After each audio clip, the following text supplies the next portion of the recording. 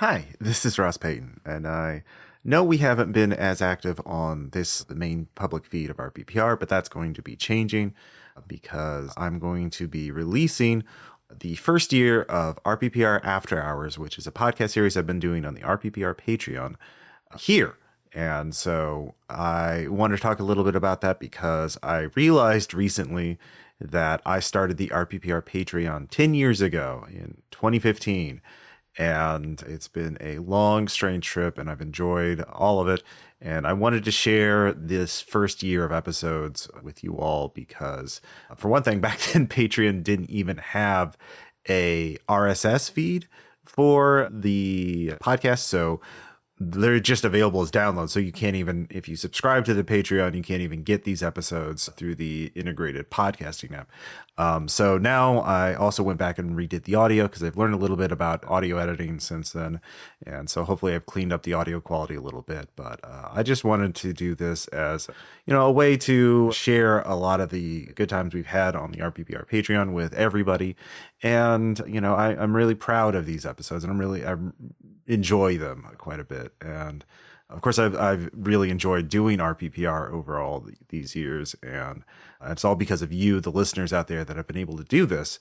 And, I wanted to give a little back. And also, After Hours is a comedic podcast where we look at, older and sillier RPG materials and just kind of look at how ridiculous they can get. And I think we could all use a little more humor, a little more distractions from reality these days. So, of course, this is not the only stuff we're going to be posting on the main feed. New main episodes are going to be coming soon, hopefully maybe in the next month or two. I'm going to try and make this a monthly podcast again.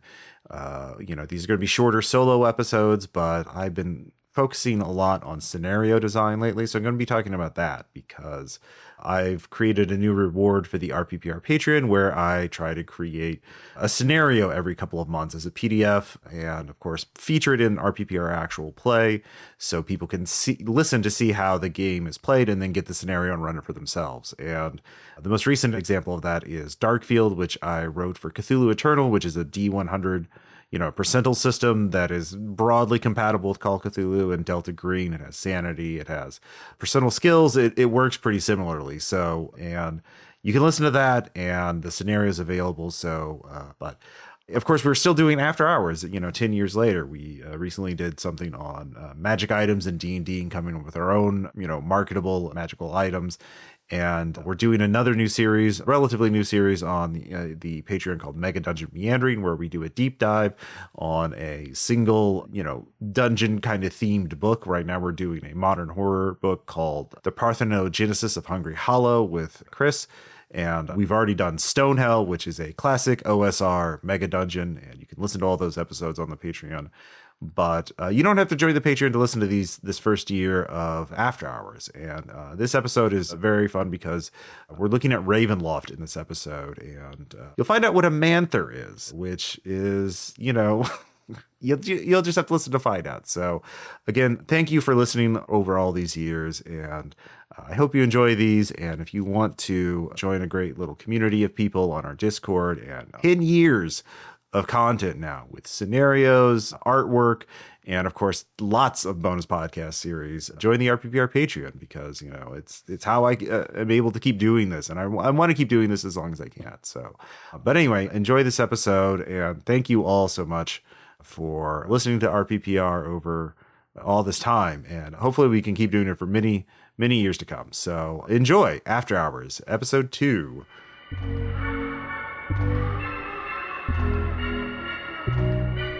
All right, so this is part 2 of the beginning episode. Remember, you paid for this. The goat is now freshly killed. Yeah. Calliope music. 5, 3, 2, 9. All right, so the paywall's just a no. That would actually be kind of amazing. I am Jesus. Fool your friends. It's just a very complex alternate reality game. That's what you'll tell your friend. This is the trailhead, and if you can't figure out where the next bit of content is, I guess that means we can't even be friends anymore. God, can't you solve obsessively obtuse and difficult puzzles? No. Yeah. No. Yeah. Speaking of obsessively odd and difficult and obtuse puzzles, Oh, all right. So yeah, David, you have a book report for Ravenloft book. What was the title of it again? this is just called Darklords. All right. It was an official game accessory for Ravenloft, Advanced D&D 2nd Edition, published in 1991.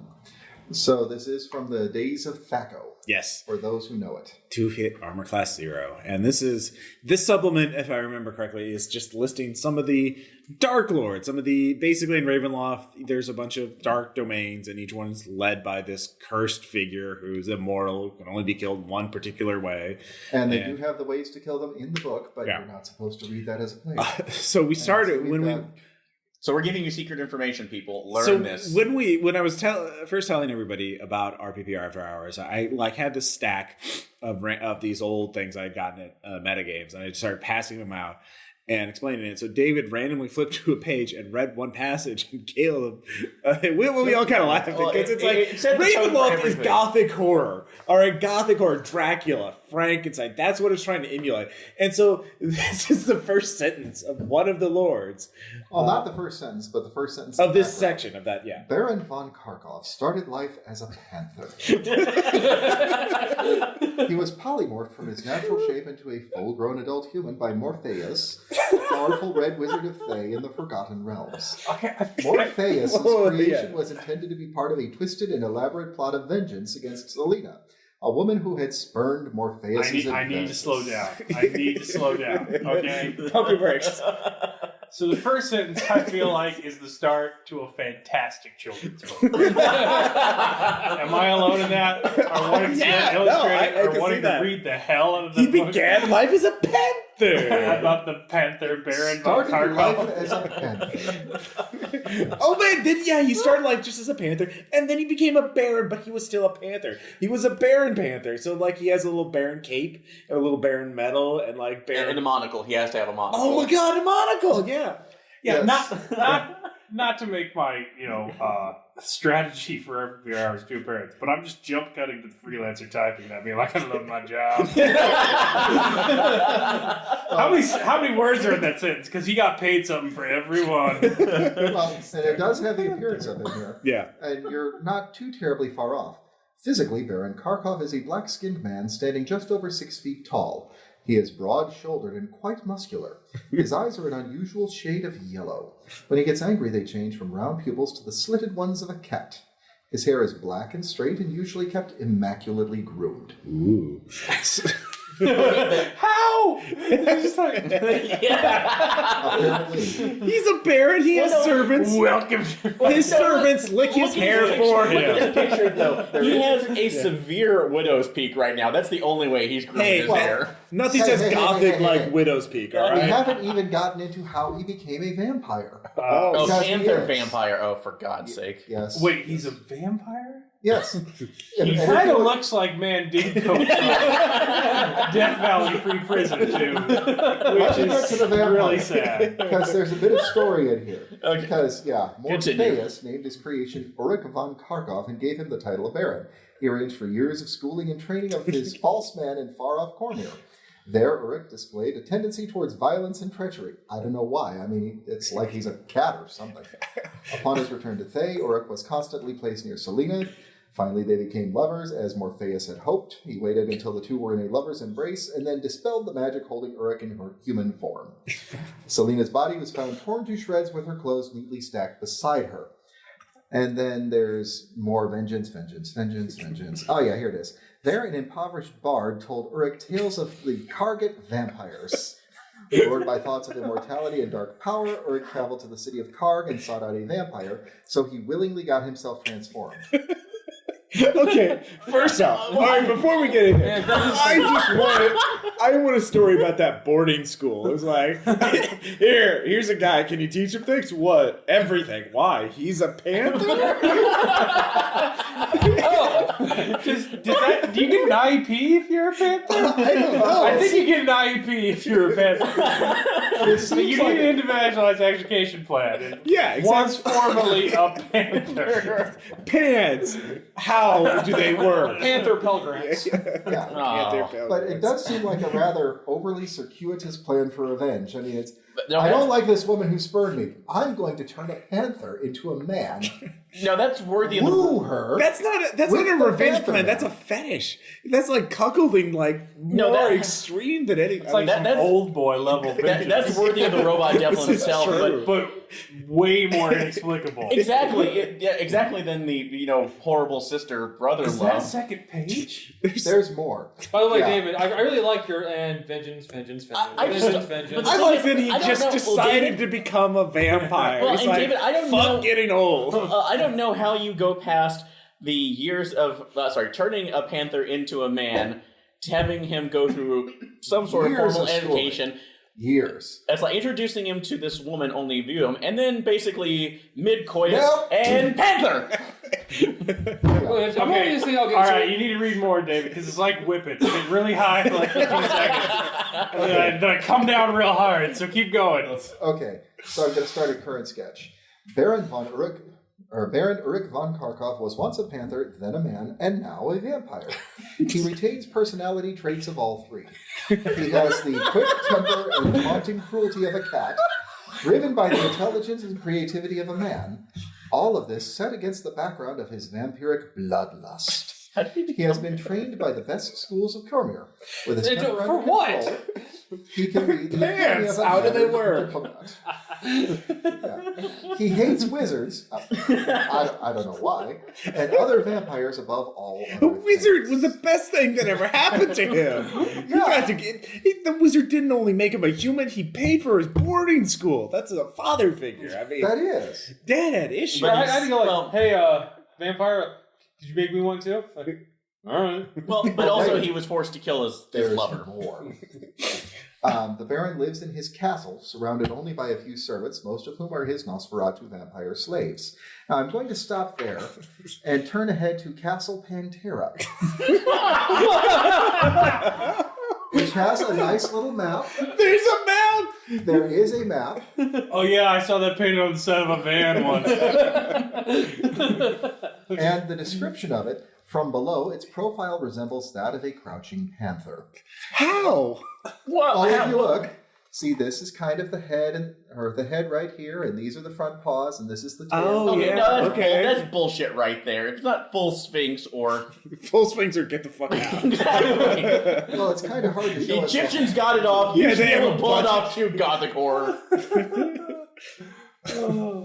So what's his deal? Like, what does he curse? It sounds like he has a pretty sweet life, actually. How was he turned into a vampire? Did it even say? He was He willingly sought them bitten. out. Oh, Okay, more important question. How does any of this at all get revealed in play?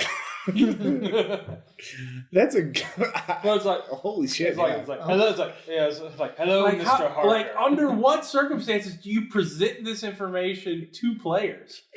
Is it just like a fuck you? Like you stab the vampire with a stake and then he eats you anyway, and you're like, what the hell? It's like, oh no, stakes don't work on panther vampires.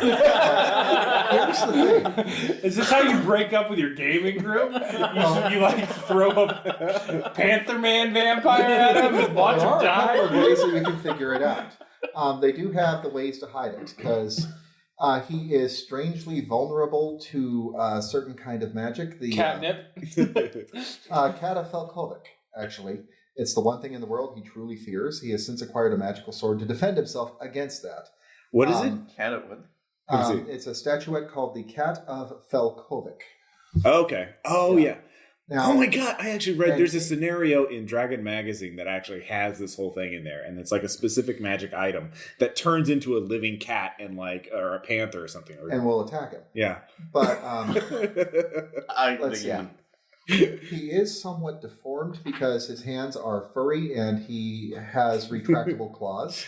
So to hide this deformity, he wears gloves at all times. He's like a Payday 2 character. Okay, so I'm imagining the Sherlock moment where the leader of the PCs is like, he's wearing gloves. Isn't he always wearing gloves? I got it. He's a panther. I got it, guys. He's a panther. We got this guy.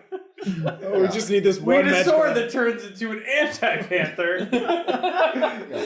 And the law of panther equivalence means they will cancel each other out. Yeah. It says here, he is unaffected by garlic, wolfsbane, or mirrors. He does not cast a reflection, but he doesn't recoil from them. A strongly presented holy symbol will keep him at bay, so you can figure out, hey, vampire, cross, but you won't force him to flee. The same object lying on the table is not an You have to put your arm down sometime, buddy. Oh, and he can cross running water at will and even walk through it. But if he is completely immersed in running water, hold the vampire Catman underwater. See what happens.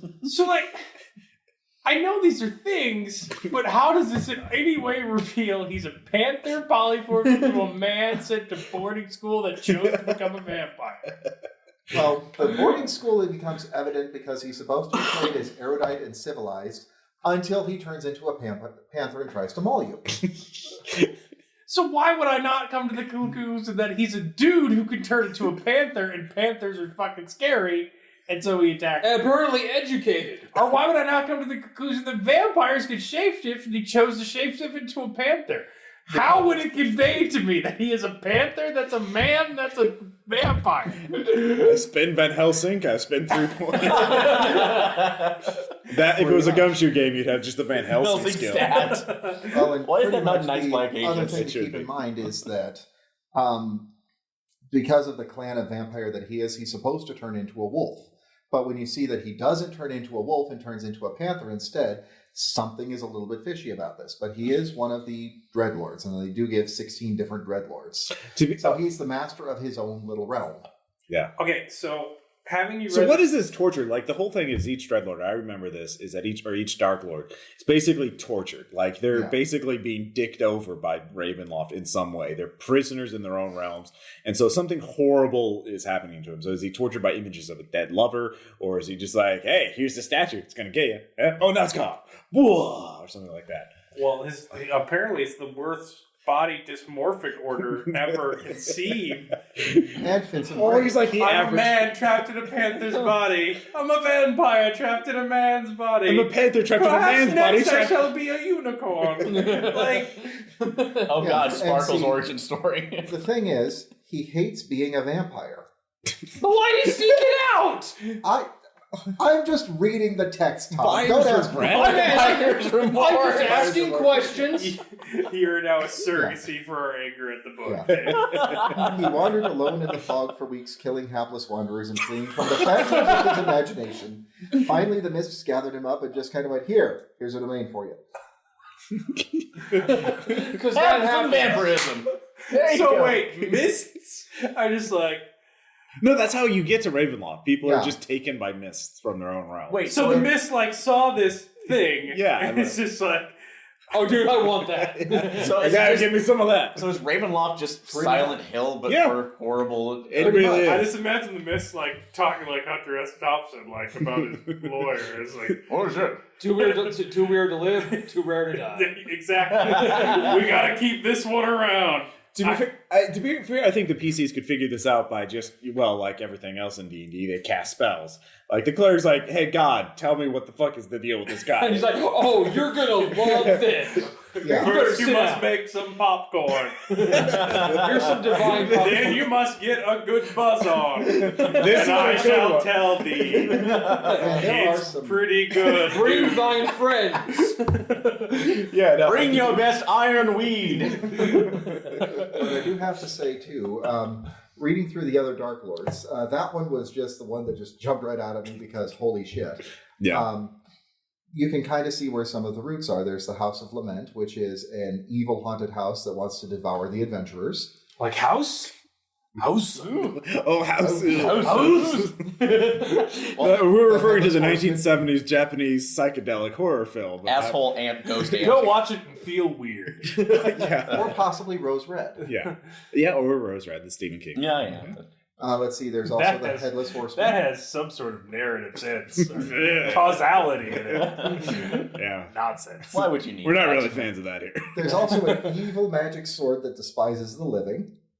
Bluebeard, which, if you've read the Grimm's fairy tales, he actually sticks fairly close to that one. And Merrily the Child Vampire. So he's not like a rabbit that became a man No. that died and had its brain installed in a cyborg that's doing a performance art piece related to the tale of Bluebeard, because God damn it. that would be way better. Will you stop getting any ideas for the second RoboCop reboot? One of my things is I really do like Ravenloft because their whole premise is gothic horror. Like they're doing D&D and gothic horror. And one thing, gothic horror and D&D do not really mix thematically, because the idea is you're playing a murder hobo with the power of an army, and there's 5 of you, and you're facing like a vampire. And the gothic horror. But he's broody and has candy. It's got to be said, though, with Von Karkov, Yeah. they give his stats here, and if you know anything about the old D&D Yeah. stats, he's pretty hard to take out. Oh yeah, no. I mean, armor class of 1, his Thaco is 8, and he does a rather obscene amount of damage with attacks. Yeah. So if your thought is, hey, let's just attack the host, see what he really is. Oh shit, that was a bad idea. Yep, roll up new dudes. So, like, I really... I don't think I could fit this into Red Markets because it's a more serious game, but I kind of wish I was still writing Better Angels so I could have, like, a chapter detailed about a single PC that no one's gonna meet. Like, at the very end, I just would have been like, but he's in a different city, so don't worry about it. And just chapter in, you go back to, like, the regular paragraph descriptions of actual NPCs, and just, like, sneak it into the middle of the book. To be fair, okay, so Caleb, the thing is, in the And they're all 1980s, Yeah. this was actually a really common thing and really popular to do to fill out page count, is just putting in reams and reams of material that was never going to come up in games. Like Cyborg Commando, that Gary Gygax game that I used at the April Fools, has like dozens of pages of population tables and genetics of the alien and just shit that does not So matter. is that where the if you don't map it, it does not exist? Yeah. Like, trope comes from? Yeah. Okay. To a certain degree. Like, Gary Gygax had some odd ideas about game design. Anyway, sorry, Gabe. And just to jump to a totally different Dreadlord, because I think we've kind of beaten the vampire, panther, man. El Gato. Man Panther Vampire contains multitudes. Okay, There's so more in there. no, there is one thing. I There's do lots remember reading an issue of Dragon Magazine that has him as the bad guy. It's about him, and it's like all about his castle and shit like that. And the whole scenario is like you find the statue that can kill him. So get the whole adventure is getting the MacGuffin to him so you can take him out. And the thing is, he has like it details his servant vampires as well, which aren't really detailed in that, I don't think. But They like, don't give the stats for yeah. it, but they say, here's the basic, use this. the thing is, they were anti-vampires or something like that, in that they needed sunlight, or they needed light. Like, I remember his servant vampires slept in coffins that had light spells on them, so they were permanently bathed in light. So they slept in tanning booths? Yes, they slept in tanning booths. That's in the Dragon. Did they kill you by putting too much blood in you? He's injecting me with blood! It's not my time! No, this is D&D. Go up like the guy in Big In Trouble in Little D&D, China. they took away your the one thing that actually mattered to your character. This is how they gave you personal horror in D&D. They took away your levels. Like, no! Like, when you got bitten by a vampire and undead, you lost character levels, which was the one thing that would actually scare players. Like, no, my elf is now a 5th level wizard. Fuck! Well, like, this is do you know how long it took me to get to this level? Exactly. So, like, that was the one thing they did. So a vampire is like the equivalent of early onset Alzheimer's. Yeah, You start sundowning and forgetting you're like orcish or... yeah, you forget your wizard spells. But that's the thing is, it wasn't just limited to sucking blood. It was touch. Like, so a vampire could just slap you, and you suddenly forget math. So it does go into that a little bit here. Oh, God. Yeah. Anyone who dies from being drained by Baron von Karkov becomes a Nosferatu vampire. It's a variety of them. Yeah. It must do his bidding in all things, but it can follow the letter rather than the intent of those commands. So, Basically, the plot hook So you in can write up a there contract. Passive that- aggressive. Yeah. He's got a whole bunch of passive-aggressive vampire servants in his castle who will tell the players things. Would you say they're catty? Oh my god, Going for Ross. why do we not have a Wes Anderson movie about this? The Grand Ravenloft. I hope it's claymation like Fantastic Mr. Fox. Yeah. And it's just a bunch of Nosferatu. The Grand Ravenloft Karkov. Yeah, it's just Nosferatu bitching about it. But Fuck that, I want like early Joel Schumacher, like flawless Joel Schumacher. They're just bitching about him all the time. It's like, oh, hey, Baron. God, he's such a tool. And that's how the players get all the exposition. Oh, you know how he was born, right? He does really well for someone who was born a panther. Yeah, they're just super catty. Yeah. Yeah, I could advance if I had a free education like he did. Yeah, and a fancy. I wouldn't have. Yeah, he'd Now, the Baron pay doesn't for want his me to vampire. tell Check you your Panther privilege. but Someone he said is get totally, scholarships. totally not distracted by a dangling bit of string. Wink. Oh man! So what other Darklords can we be terrified with today? Well, Yeah, he's only awake for like 1 hour a day. So really, those Nosferatu spend most of the day just like sitting around smoking cigarettes. It's like, hey, the great thing, this won't kill me. I mean, all he has to do is be up for that 1 hour to kill the daily adventure party that shows up to gank him. And honestly, by old 80 standards, you could set your clock to that. Just the alarm goes off. Are they here yet? Oh, all right. Pretty much. Anyways. well, I was also looking in here, and I saw what I think is a really insidious player trap. Uh-oh. I thought Caleb might appreciate this one. In the section on the Banshee, where it talks about the city of the dead, where pretty much everybody in this city is undead to some degree or another. There's degrees of undead. Oh, yeah, there are. Matter of I'm fact, a part-time undead. one of them do. I'm just doing it to pay for my way through boarding school, unlike some people. Well, Do you know the student Let loan me rates in give you a nice- Ravenloft? Yeah. let me I'm a give you pretty a hot nice zombie. example Okay. of the degrees of undead. One of the encounters they give here is the beggar woman. About a half mile up the road, buzzards circle overhead. By the side of the road, a beggar woman crouches, shrouded in a hooded cloak, and turns when anybody approaches, revealing a wrinkled cheek and a milky white eye. One side of her face is intact, the other is rotted.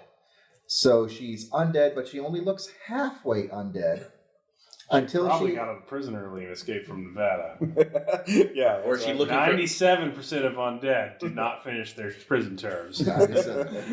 Although she might be wandering around looking for Lucifer. So One of those critical hit tables in Rollmaster. Man, you're fucked.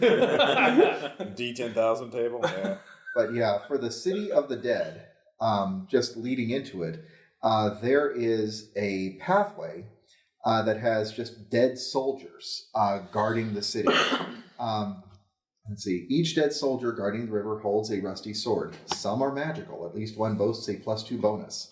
If someone attempts to withdraw a sword, magical or otherwise, the body collapses into a heap. The soldier's hand, however, holds fast. It's fused to the hilt of the sword. A successful bend bars or lift gates roll is required to remove it, with only one attempt allowed. The hand is actually the guardian of the sword, and it seeks revenge upon anyone who disarms its former master.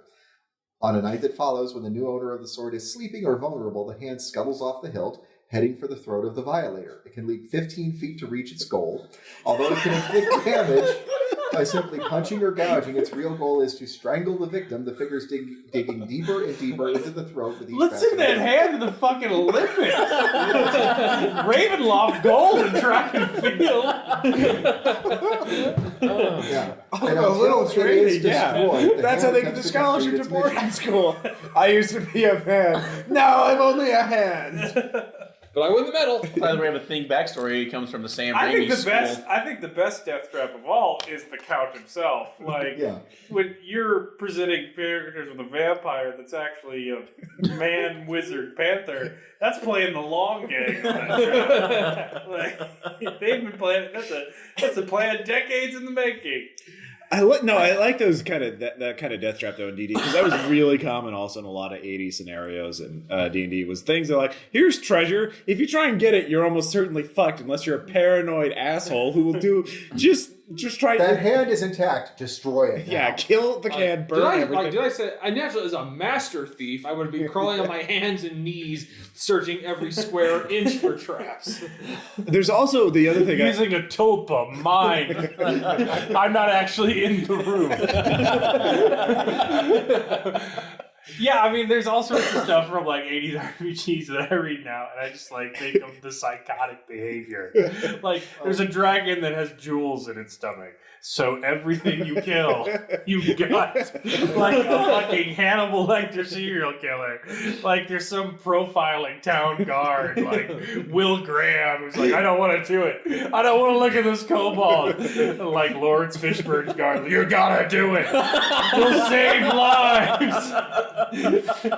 Some town guard is just imagining a group of adventurers eviscerating everything they see, leaving them like bloody flowers all over them. But then he has some revelation like, you had to touch them, didn't you? All right, so we put the fountain with a deep pool right in front of the gates. Why are we doing that? That's a terrible place to put it. No, because you see, one city in this entire kingdom has a magical ring at the bottom of the fountain. No one knows which one it is, but ours doesn't. I know that. But like adventurers will check. Everyone else will just pass by the fountain. So if we see some asshole in plate mail who jumps in, punches the wizard next to him, make sure he gets in first, then we know he's an adventurer and we can kick him out, or he starts gutting people to see if they have anything in their Or stomach. tax the hell out of them. Yeah, or both. So the early warning system. Yeah, they put dye in the fountain, so they're like marked like a dye bag. Like, oh, he's one. Look at his hands; they're glowing. He's blue. He's blue all over. And he sounds like Swiper from the Torque. Oh man! Yeah, no, it was just Or really like coming across treasure and like poking it, sealing it in a box, and observing it for days. Or coming upon a treasure Like chest. so many crazy behaviors. Or coming upon a treasure chest like it's a mimic. yeah. Dude, feed it. It's something. way too clean. Look at it. Yeah. There's no dust or anything. Exactly. Poke it with a stick. I mean, paranoid adventurers. The other part is also just so you mentioned the City of the Dead. That was the other thing I liked about it. Was also just again going back to things that the player you put in the book, but the players have realistically no chance whatsoever of really exploring. Because if it's a city full of dead things, they'll get to the front gate and then get killed because there's a fucking city worth of undead that are just going to come and overwhelm them. But no, let's Well, It's like, excuse me, and on that, I excuse me, have to visitors. You are not living impaired. yeah. You have to be living impaired to enter this. Even if they're like level 20 badasses, there's like 1,000 like banshees and shit like that are just gonna wreck their shit. So I just love how here's 10 pages, here's a dragon who lives in a cave at the top of the mountain, and no one knows about him, and no one's ever seen him. The players have no reason to go to this mountain, but here he is. In case. And here's a map. Yeah. Well, And here's a map. so I have to point out Fuck too, you. here is the map of the City of the Dead. Of course, naturally. And you want to know the real ringer about this whole thing? What? Do you see this little spot right up here in the corner? It says Yeah. Mount Lament. Mount Lament. Yeah. That is where the Banshee actually lives. She doesn't even live The in City of the Dead is nothing but a tremendous red herring. So she's in the suburbs the whole time. She's in the suburbs the whole time. The city is nothing except look a at great big shiny lure. I've heard full of Urban loot. Decay. All these partial And I'm undead were moving in. We had to get out. Property values are dropping. Oh, talk about life flight. Yeah, Transparent Life flight. flight. Life flight. like flight. all these living people moved in. They were all eating things and like defecating. They slept like half the time. They're lazy. shedding all the time. They're Yeah. Sweating. No work ethic. Like they get Sneaky. tired. Yeah, we had to leave. We had to get out of it. But on a serious note, Yeah. if we can be serious for just No, a minute. no, I- we can't. Can't promise that. You gave us Man Panther Vampire. But I'd like to point out too that this particular book is very old, well Yep. used, well loved. Sure. And I have in here in the front cover the name and address of the previous holder. I'm not going to give the name, Yeah. but it was PV2 E Company, 1st Battalion, 50th Infantry, Fort Benning, Georgia. Wow. So whenever I was reading through this book, once I noticed the name and the address, the thought that came to mind is that all of these adventures, because you can see that they've been played through, was played by a bunch of soldiers sitting around a table during their off hours going, you know what would be really fun to game with tonight? Vampires. But could it be a vampire that used to be a cat? I got that in the book. No fucking way! Hoorah! And I hope that's what happened.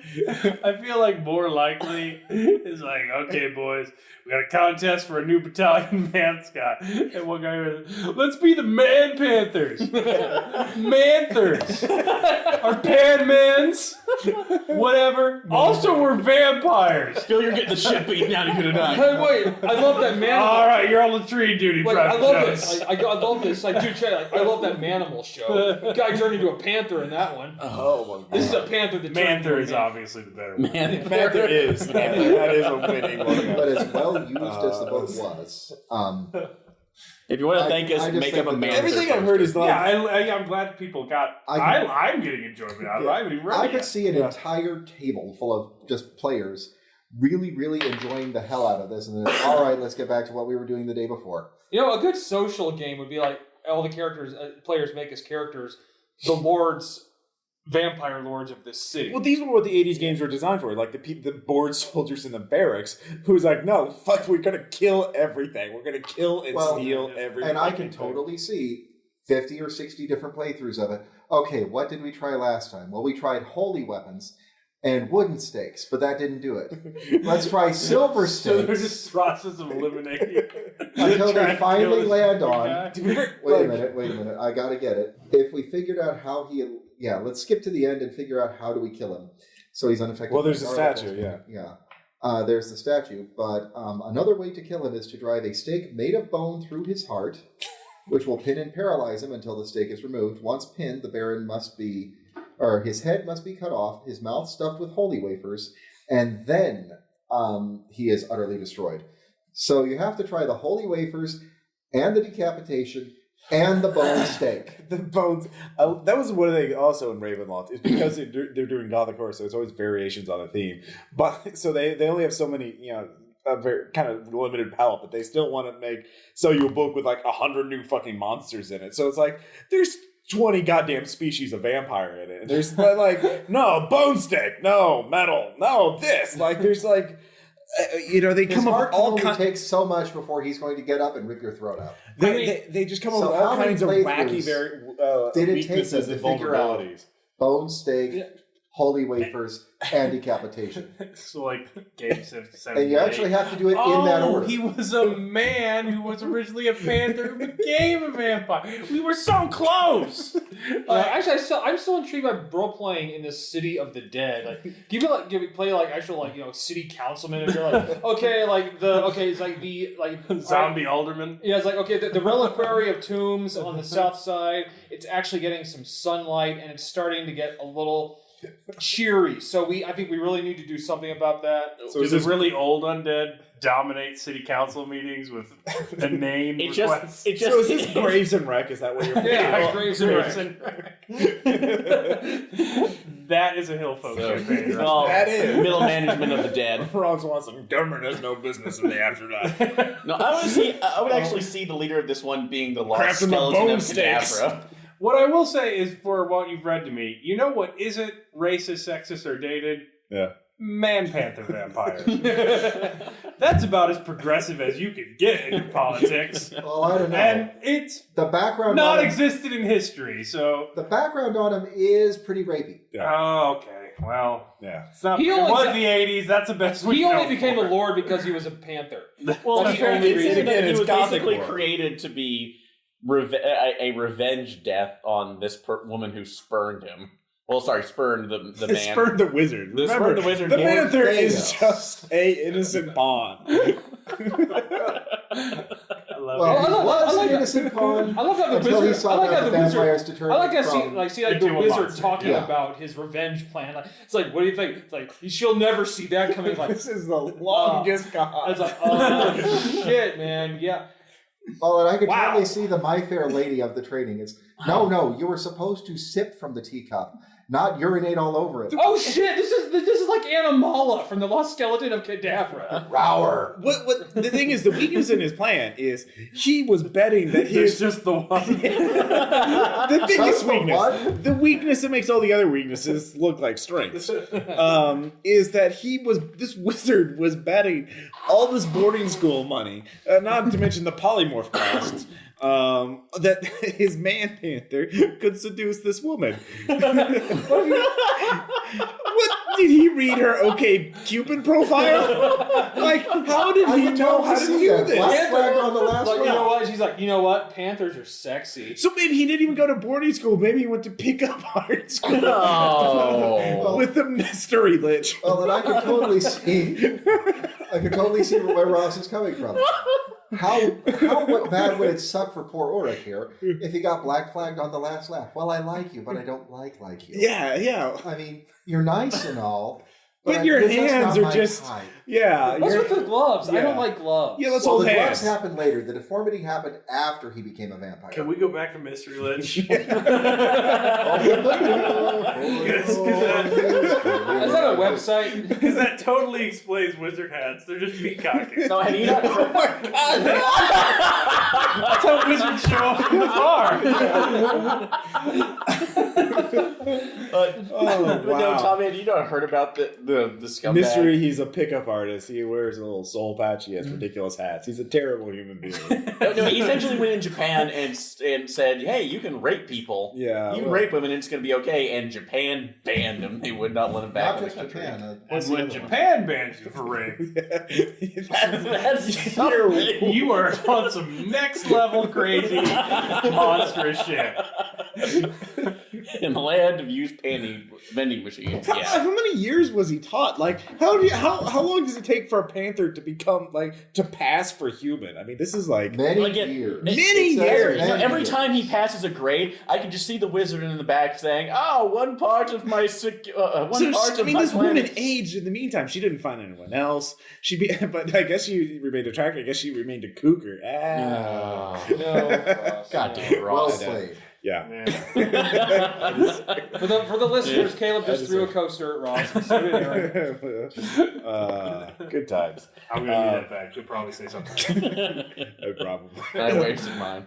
There has to be another one back here. So yeah. Who are the other Darklords? I mean, Well, let's see, the other ones that we've got listed in here, there's the Banshee, who rules Yeah. the City of the Dead. There's Bluebeard. From the suburbs. From the suburbs. She telecommutes. she's like Tammy one. Let's see, She's there's... the Sarah Palin of the undead. Yeah. let's see, there is Ebonbane, which is the... Is I that the believe sword? That one is the evil sword. Okay, we'll just read off the other names because I might recognize them. Let's see. Hags. There's a trio of hags.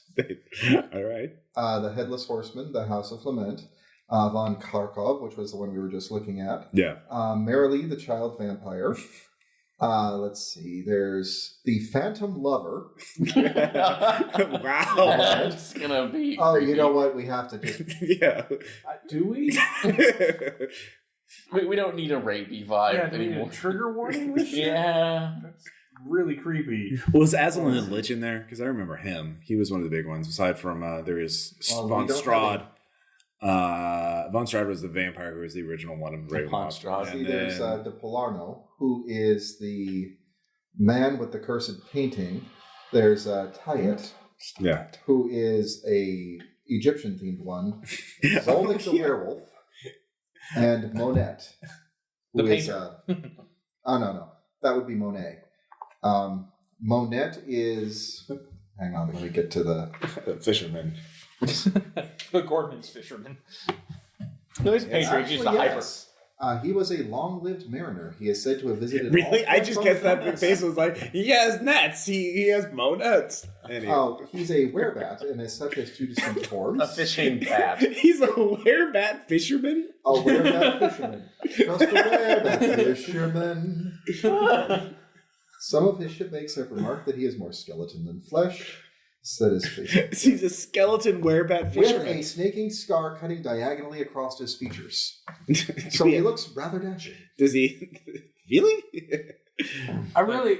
Okay, next time we do this, I should get a game of something nobody has any familiarity with, and I should look through the book and read you concepts, and I should also just make shit up, and then we should do a quiz.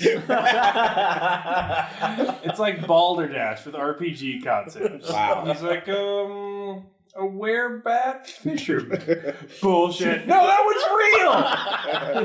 real! They wrote a book about that! I do know they have were-badgers in Ravenloft. They'd wear everything. Werewolverine. Let's just talk about the old D&D with the Celestial Badger. No, this is second edition. This was the Celestial template was third edition. Oh, God. Yeah. And Oh my god. I know these things. Why do I know them? Because you're a so I gamer, did take a Ross, look at like we this all one, and are. it's not as bad as we thought. He's as far as the Phantom Lover is concerned. Yeah. Basically, a widow grieves for her husband or sweetheart, and then he shows up. After he shows up, he lures her out to the graveyard and just buries her alive, so that she can be with her lost husband, boyfriend, betrothed in the afterlife. So he's not even a Phantom Lover. He's a Phantom Wingman. He's like, But he's he just like, takes no, on the- here, let me set you up. Like, this guy is really great. Like, Hey, here's my bro. just yeah, Here exactly. you go. He wanted you to be with you. Here we go. Yeah. But he takes on the appearance of the one that dies and says, "Come with me." You know. Come you with wanna. me if you want to live. Yeah, it's still. Wow. Except not. So I kind of do want to talk a little more about Gothic horror, especially because it's a popular subgenre of horror. And I feel like ever since Dracula, there's always been this kind of arms race that I think Ravenloft is really typifies, which is like you have to be more Gothic than the previous thing. Otherwise, you won't scare Hey people. Ross, Gother than thou. Gothic than that. Like, you have to have more candelabra, you have to have more blood, you have to have puffier shirts. You have to have those Elizabethan collars Yeah. for some reason. So And I mean, you have to be more dark and more angst ridden. I mean, I'm tortured. you can't just be a vampire. You have to be a panther who became a man who became a vampire. I mean, it just goes on and on and on. And it's kind of, I wouldn't say ruined Gothic horror, but I mean, Gothic horror now is really just like Pretentious. well, it was always that, but like it's really become a parody of itself. I don't know. I just also recently beat The Darkness 2, which is a video game. You're not equating that to Gothic horror, right? It has the same kind of like feel to it. Like it's What? overwrought, emotional, very like. I wish that Jackie Espinato or whatever his name is was like a Gothic protagonist, because he'd be anemic, a waif, addicted to absinthe, scared of women, a shut-in that reads too much. Yeah. But he's just a tool that No, he is a terrible he's just person. a gigantic tool. So it's based on it's a video game series based on a Garth Ennis comic. Actually, Garth Ennis is one of the co-writers for it. really, Yeah, Because when I think of it was Gothic one him horror, and I one think other of guy. Garth Ennis. that might explain some things. But he's like a mafia hitman who falls in love with this woman, but she's killed, and then he inherits the darkness. I know exactly what you're talking Yeah. Well, okay, I have a question. I have seen the trailers for this, but I never. But why does he inherit the darkness? He got it from his father. His father also had the darkness. Why did he have the darkness? Because of reasons. Because his bloodline is always at it. So was they cursed by gypsies? It's- Or the did darkness he is wrong exist- it was somebody? Because the darkness is fighting the traveler, and you need to level up your character. Fuck you! Sorry, I'm getting bad game synthesia. It's all blending in. But the darkness was the darkness and let there be light. Before that was the darkness. And it hates the light and everything else. And anyways. And then the second game, he's basically a mob boss. No, he is a mob boss in the second game. And So he's Tony Montana with yeah. with powers of Italian hell. mob. Yeah, no, and basically there's this cult called the Brotherhood that tries to steal the darkness from him. And you're like, what's the problem? And for some reason, he wants to keep it. And so the whole game is about him killing mobsters fighting cultists. And you're like, I want everyone in this game to die. At one point, there's a scene where his home is attacked and you have to choose which of his gangster subordinates is killed. And like, why isn't there a button to kill both of them? But it goes on and on and on. And it's a very sort of juvenile game because you have these tentacles you can use to rip you. And the Darklings. You have a Darkling who speaks with a British accent for some reason and dies to help you out towards the end of the game for no reason because he's a creature made of darkness. But self-sacrifice, that's part of it, I guess. It's just... Yeah. This hell is full of Christ. Yeah. Okay. Yeah. Or if you believe in the Sandman version of it, where it's a place of redemption now instead of Yeah. So. But you go on and you play this, and I mean, it's not technically gothic horror, but it does have a lot of that carryover and that sort of over emotional stuff. And like, you make horror becomes in a lot of times more of set dressing than an actual actually about scaring people. It's about like having lots of cool blood and bodies ripped apart and awesome looking monsters instead of like something where the purpose of the story is to scare you. Yeah, that's that slow building dread, which I know I talked about this with Tom, and it's a little more relevant because its unfortunate sequel came out. But a couple of years ago, Hammer Films, who came back from the dead, released a movie called The Woman in Black, which was an excellent. Was that the one with Daniel Radcliff? Yes, it was. Oh, yeah, that was an excellent example of gothic horror. It did everything right. It was well paced. The house that they shot in, which if you haven't seen it, is Daniel Radcliffe playing this solicitor who's lost his wife, is in massive depression, but barely keeping it together because he has a son, and is doing this one last job before getting the hell out of London and just trying to restart his life. And of course, it is an estate sale of this creepy ass. It's one of those houses like you look. That house. Is this creepy ass house. It's in the middle of nowhere. Yeah, middle of house. Middle of this kind of causeway island. leads to it that floods. Yeah. And of course, there's the ghost of this woman who just keeps offing children in the village. Yeah. But even when they do that, it's very subtle and a lot. They do have jump scares, but they're paced out in such a way where it doesn't happen every 5 seconds. They're trying to create an atmosphere, and it works. Sadly, though, from what I've heard, its sequel does not follow that. It's just kind of more liberal with its jump scares. Yeah, so, well, that was direct to video, I think. No, it was a theatrical release. Okay. So, Really? But it was ass. but yeah, from what I took from, but yeah, most of what you would consider gothic horror now, at least from what you've been showing, is using a lot of action or blood to supplement what it used to be. So what I find like at one point towards the darkness too, like one of the things is your character is losing his mind. Like he thinks his dead girlfriend is alive, or he sees the images of her and he's chasing after her, and the darkness is trying to confuse his mind. And you have these segments that take place in a mental asylum. You wake up like there's no darkness, you're just a crazy person. And then you escape, and you're like, no, you really are. You have cool, awesome powers, and you're the head of a mob family. And so at the end, you have a choice. Like, you get to the roof of the asylum, and you're like, well, can I escape? Well, if I jump off the building, then I'll go to hell, and I can rescue the soul of my girlfriend from hell for reasons. Or do I stay here and like accept the reality and blah blah blah, and what dreams may come. Yeah, exactly. So You're a dick. Yeah, except I was like,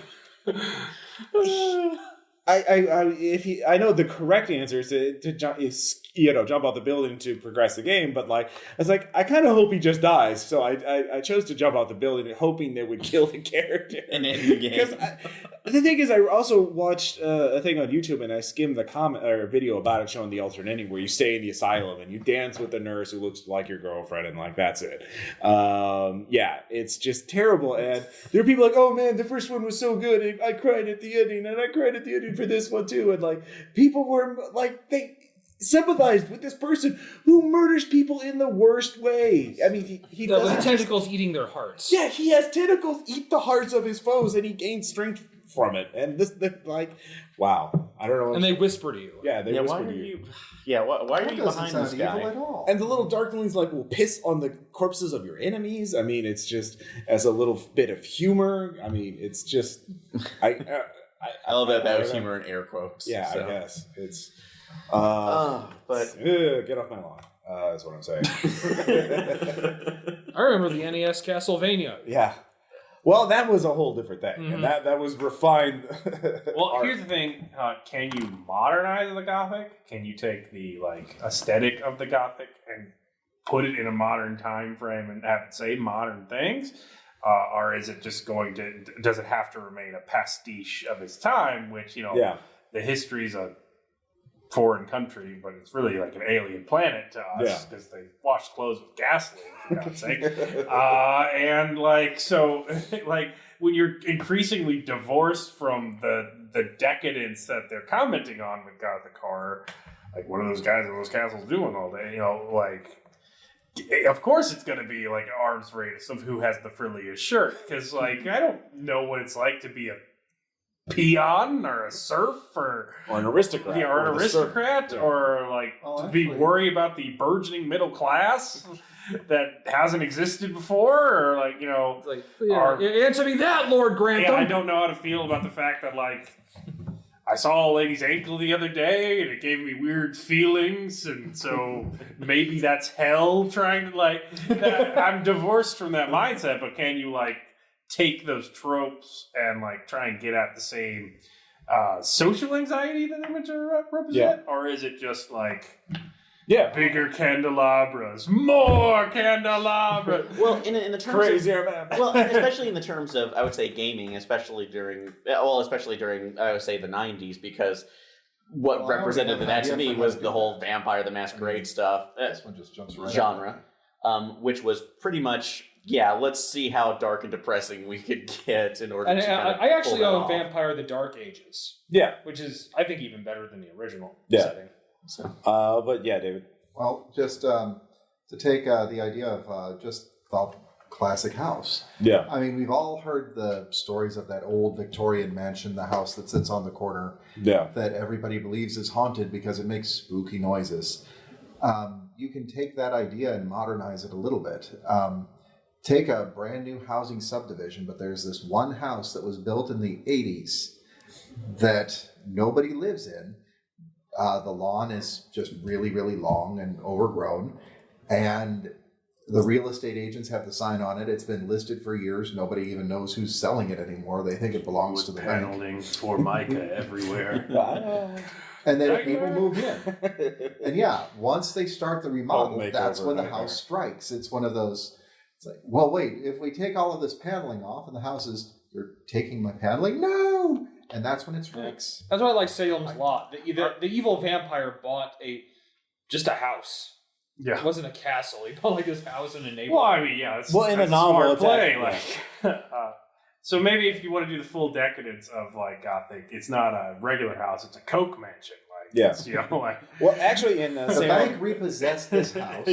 Well, in the novel for Salem's Lot, the Marston House, Jerusalem's Lot. Well, that was the town's name. The house was called the Marston House because the Marston the husband and wife in the But there were stories and legends going back in the town for decades about like how the man who lived in the house used to be a hitman, or it used to be a criminal, or used to be a devil worshiper. So there are all these rumors and legends, and it had been abandoned for years before it was bought out by the vampire.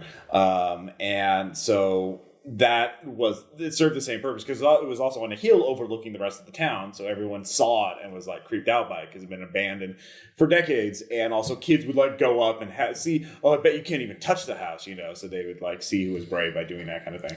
And that ties into see how some of the old tropes will still play into that. Yeah.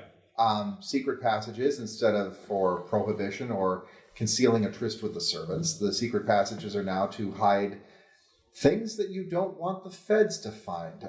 Lots and lots of coke money. The supply of the my drugs. grow lab, yeah. The meth lab that we keep in the basement. Suddenly this is turning into the new My Payday weird Halloween. wall sex dungeon. Oh yeah, sex dungeons. Yeah, that's a staple. Building in there? What's he building? Well, like, I think there's certain things that you can translate. So, like, the haunted house story, it's always had economic undertones. Like, you're scared of the house because you can't afford it. Like, the most popular Like, haunted house thing recently has been, like, Paranormal Activity. And, like, that series has been huge. And it's about people living in really new houses for the most part. Yeah. And it's about, like, they just move in or there's something like that. Yeah, but that's, like, a long... standing horror trope is that the real horror is that you can't afford to be here and you're not of the class that lives here, and you represent it with ghosts. So like people are bringing that, but like a lot of the stuff that we like about Gothic horror, we like because it's divorced from time, and we like because we don't have since we're not in the time period. I don't think we'd like it in the time period because we have a higher social intelligence. So Dracula is a novel about xenophobia. Like, it's really tough to modernize a novel. It's just like, foreigners are undead monsters that steal our women. Like, yeah, like, it's real hard to, like, modernize that trope and not particularly desirable. So, like, vampires are cool, just give them a frillier shirt. Or vampires are cool, let's make this one a redneck. Like, you know, like, you got to take, so I, like, some of the real world fears that were symbolically resolved in Gothic fiction, I don't think that. Suddenly, I'm thinking of the next player character of Cletus, the redneck vampire. Instead of being repulsed by a mirror, it's hold up an open book. No, not the book learning. He doesn't recoil from holy symbols. Oh, no. You're holding the Bible, you just pick up a phone book and he's still recoiling. I'll try to do like comics. I'll outdo you. I'll say Cletus the homeschooled vampire, and you hold up a vaccine to scare him off. No. You splash him with the vaccine like it was holy water. Oh, God. It burns! It's got mercury! And then you hold up like a genetically modified food. As opposed to the hot cross buns. Yeah, exactly. Never mind, I want to. We're taking we're taking the evolution Modernize stickers off all the the book. Gothic tropes. Do it. It's like, hey, here's Darwin's Origin of Species. Yeah. Actually, An earlier game. Anyone remembers The Seventh Guest? I never played it, but I'm familiar with it. The full motion video puzzle game. Mm-hmm. Yes. Yeah. Wow. Yeah. It was hugely popular. So, yeah, I never played it, It was but like I played right up there 11th with Hour, Myst. which was its sequel. So Yeah, I mean, the house design was great, some great Gothic horror stuff. Yeah. The game itself was set in 1937. Okay. So, I mean, this house everything in there was just screamed haunted house, but from like the 30s. Yeah. And also then Complete with the soundtrack. I mean, actually, that was a problem though. That was the one thing that took me out of that game. There's actually depending on your hardware system, if he wasn't quite up to snuff, it would leave the music soundtrack out. Yeah. Which made it so much more effective. It was just you silent moving his house until something happened. The soundtrack was like it was it was early MIDI. 90s kind of digital music, and it really threw the vibe off. oh, I thought that was the one that had the Skeletons in My Closet song on. Yeah. That's a great song, but that's the song that was in the credits. well, and the rest of it, except for the intro, the game, and that was still more of a kind of a '90s spook song. Only 90 kids will remember that. Yeah, you can find it online. And then Skeletons in My Closet, which was supposed to be kind of a morose big band piece, which was awesome. Which was awesome, but everything You can else. almost hear the lady singing it draped across a piano. Yeah, but everything. In some smoky bar somewhere. But Tom is right. Everything else George is MIDI based because honestly, it's early '90s gaming. That's what we had. Yeah. So That was always feel lucky, you little bastards. Then I'll say, then there's the 11th Hour, which was its sequel, which was set in modern day. So it was based, I think, like the late 90s. Yeah. And it was basically, they recreated the same house, only it was like, it's been utterly abandoned for 60 years. Yeah, it was rotted. They did it, and it was a good one. Yeah, they recreated all the rooms you remember, like, oh yeah, I remember this painting was there. Oh, that's really cool. Like, oh, that painting's seen better days. Yeah. Well, but the funniest thing, I'm sorry, I did, since he brought up the 11th Hour, I do have to bring this one thing I thought was hilarious. You would get a hint system that they called your, and I swear to God, this is the name, Techno Psychic Ally.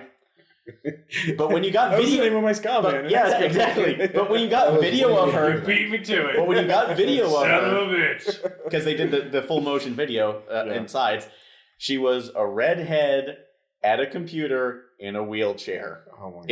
It was just Oracle. It was shameless pandering. It was. I was sitting there going like, you can't be. You're fucking. Speaking kidding of me. paintings, though, talking about that, what is the deal with the painting guy? There's a painting Darklord? Oh, yeah. Yeah. Okay. matter of fact, Well, I just- here, I Oh, didn't see okay. it. Let's have show and tell. All right. So it's just a painting? No, there's a guy and he's got his portrait painted. Oh, it's a Dorian Gray. Yeah. Okay. Yeah. Pretty much. Oh, okay. A little bit different. Let's see. He has 5 levels of fighter. He used to be a porcupine. His mistress kept trapped the stole on the guy, and through the spell, only part of his life force was stolen and caged within the painting. And so, where is it? Oh, yeah. He feeds servants to the painting and gets stronger for it. So... We could just rub them on it? Yeah. Go in! What are you doing? Clean my painting. Clean it now. What, Stop touching me. Yeah. Oh, yeah. Here it is.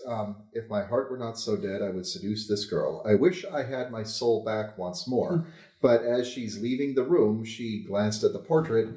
A ghostly fog streamed from the girl's mouth and nose, then flowed towards the painting. The portrait glowed blood red as the fog hit it, and Stizan was rocked by a surge of emotion and energy. For the first time in many, many months, he felt alive again.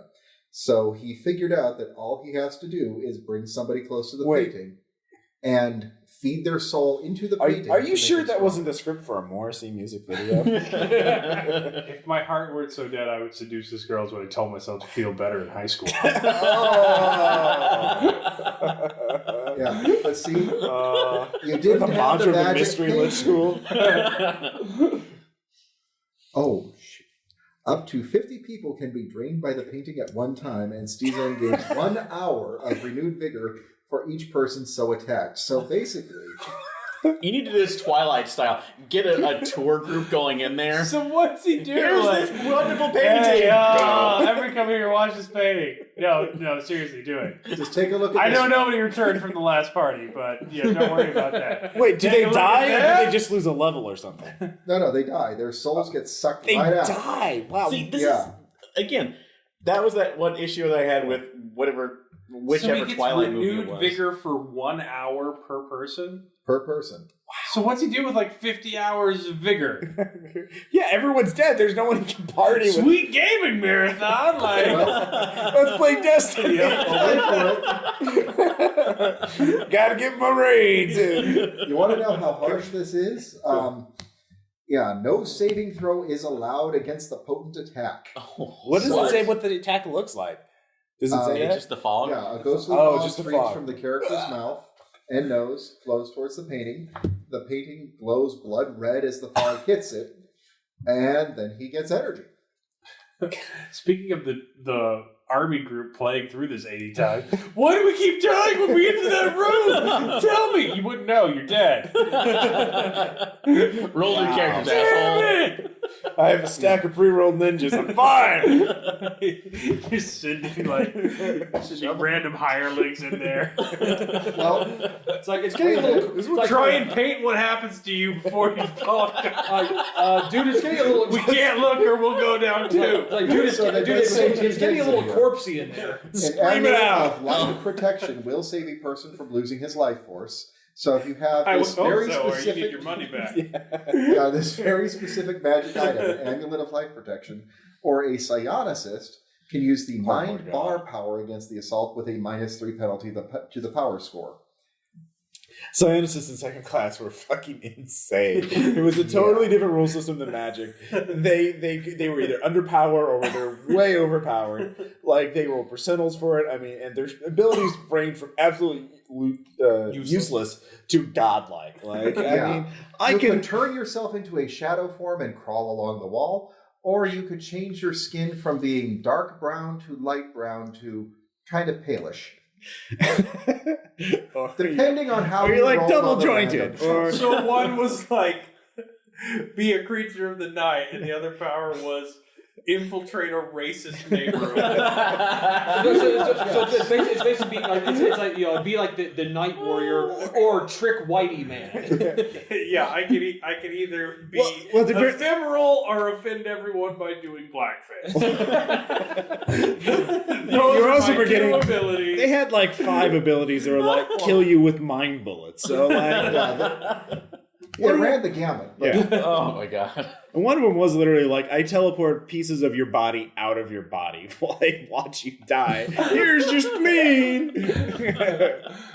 So, fun stuff. Hey kids. Now, Have you heard of Watchers in the Sky? Has to be said, if you did the I'm going to pull your spleen out, it would make your eyes bleed. But that's a small price to pay for a spleen in hand. You know what they say about a spleen in hand worth being two in the eyes in the bush. Yeah. Are you doing there, Yeah, I was like, what does an aneurysm feel like? As someone using mind bolts on you? Well, he could find out, but one of us would have to lose a kidney. that terrible lie. I could think of no better way to end the podcast other than like the bell of a church ringing mournfully. That's a very comic way to end it. Ends. All right, end with church bells. Bong. Start with porn music. Start with porn music. Ball slapping us.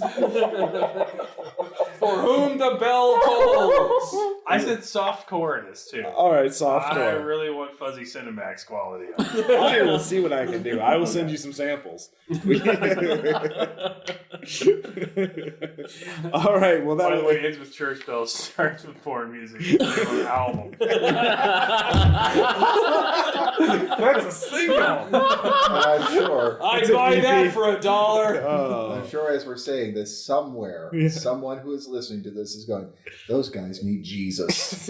Yes. So bad. Hopefully not our Well, they listeners. paid $2 for this, so deal with it. All right. And again, thank you all for the money. All right. See you guys next time.